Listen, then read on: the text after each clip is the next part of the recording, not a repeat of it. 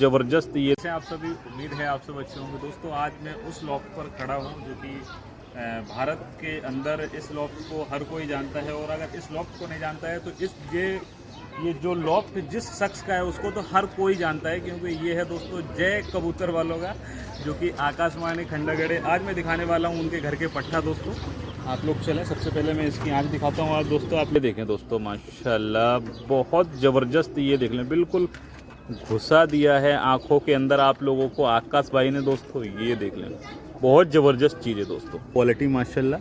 और दुम भी दिखा देता हूँ, बिल्कुल बंद पत्ती के ये पट्टे हैं, ये देखें बिल्कुल बाज, वेरी की माफिक दोस्तों, बिल्कुल वेरी की माफिक। ये पंजे भी देख लें दोस्तों, बहुत ज़बरदस्त दोस्तों, बहुत ज़बरदस्त दोस्तों।